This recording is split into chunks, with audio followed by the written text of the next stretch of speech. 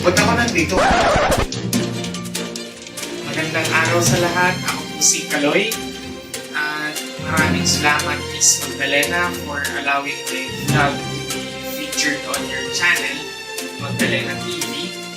At dito sa vlog na ito, ituturo ko po yung basic video editing na patok ngayon sa mga vloggers or YouTubers. At malaking tulong na rin sa mga estudyante, lalo na sa mga school projects nila na kinakailangan ng video editing, may effects, gano'n. So, let's do this!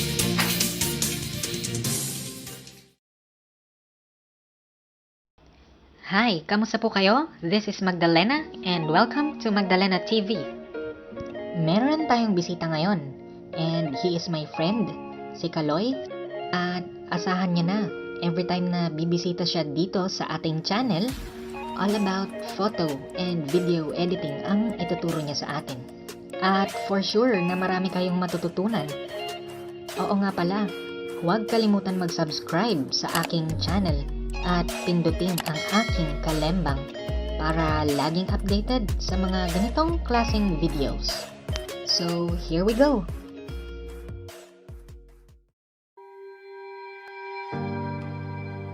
So, dito sa part na ito, dito natin makikita yung mga pictures at videos na in-import natin. At dito sa babang parte, pwede natin i-drag or i-click yung plus sign button para ma-add dito sa baba yung mga photos and videos natin. Tapos dito naman sa upper right side, dito natin makikita ang preview ng ating in-edit dito sa baba. Ito, i-click lang natin yung import and then import media files. Ayan, select lahat, open, click yung add button or yung plus sign button. Tapos kung ano yung naka-highlight, yun yung nare-recommend sa'yo na FPS, yun yung frame rate per second, yun yung quality ng isang video. Kung pixelated, kung depende, kung mas mataas ang FPS, mas pulido yung picture, hindi yung pixelated. Dito ako naglagay ako ng green background na kartolina ito kasi wala pa akong tela. So bakit green? Kasi green color, ang sabi nga ng mga eksperto, green color daw ang dapat dahil hindi ito nagmamatch sa kahit anong skin tone natin or sa kahit anumang bagay. Pero kung sakaling kinakailangan sa isang movie or video ng green color, ang gagamitin ipang-re-replace naman sa ating green background ay blue color.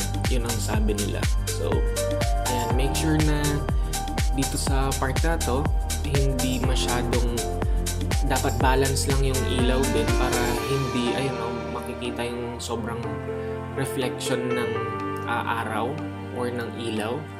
And then, pindutin lang click lang yung box ng Chroma Key.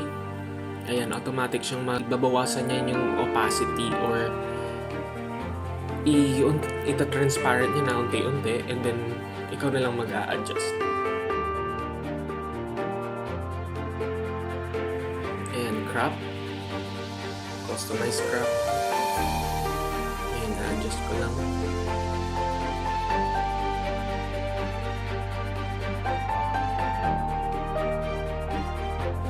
Resize.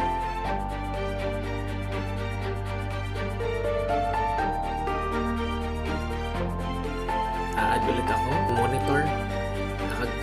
Naka-green background din siya. So, double click ko lang para lumabas yung option ng Chroma Key. Ayan.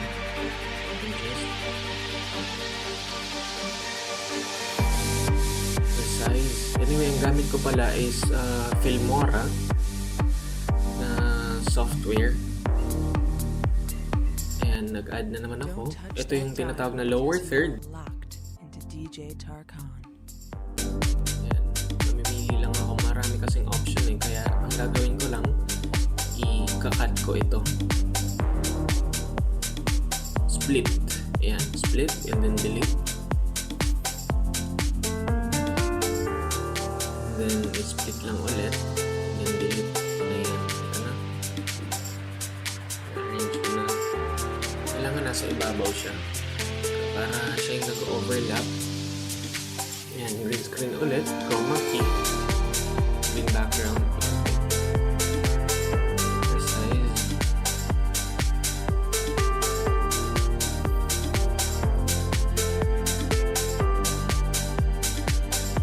Oo nga pala, pwede tayong kumopya ng videos or music kung private use lang. And then text.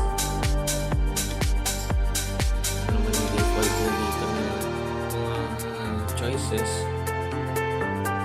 Babaw ulit.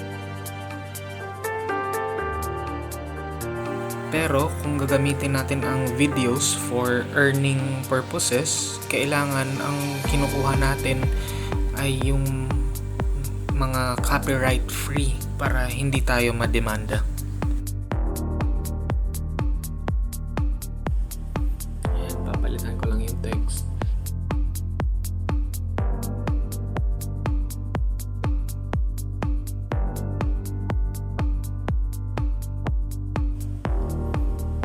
Animation, ito.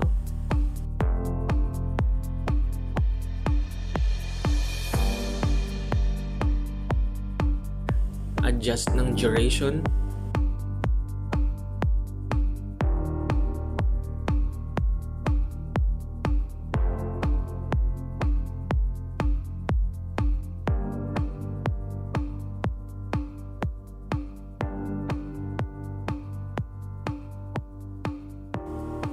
Sinelect ko, kinapi ko lahat para isang lipatan lang.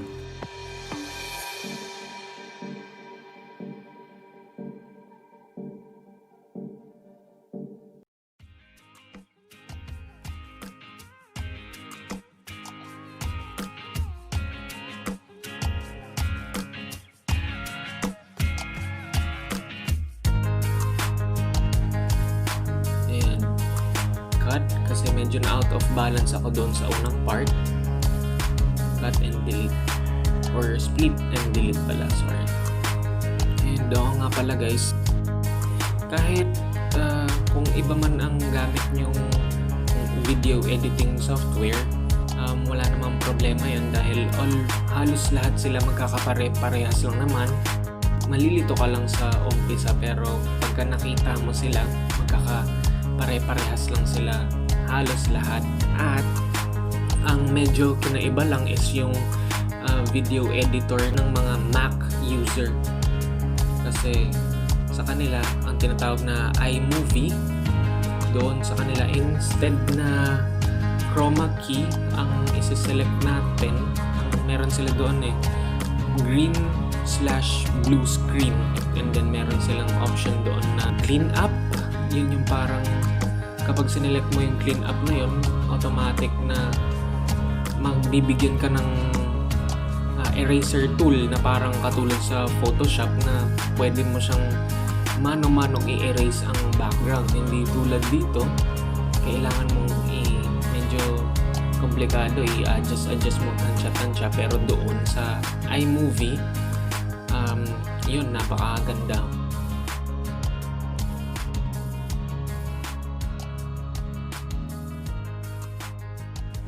That's it. So, export na natin. At ito na po yung resulta.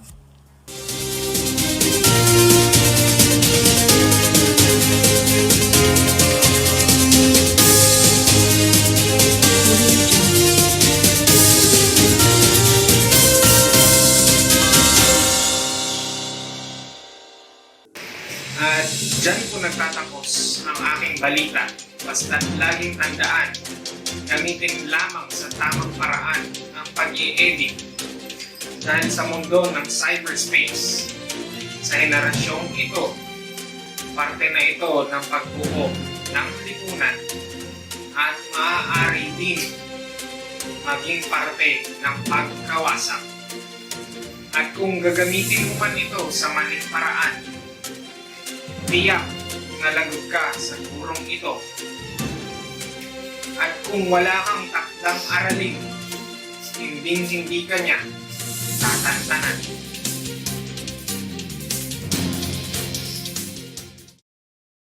And that's it! Para lagi kang updated, hit the bell notification icon, mag-like, mag-share, at huwag kalimutang mag-subscribe. Just hit the subscribe button on the video. Once again, this is Magdalena, ang babaeng hindi sawing palad at lalong hindi mababa ang lipad. And this is Magdalena TV. Abangan ang susunod kong topic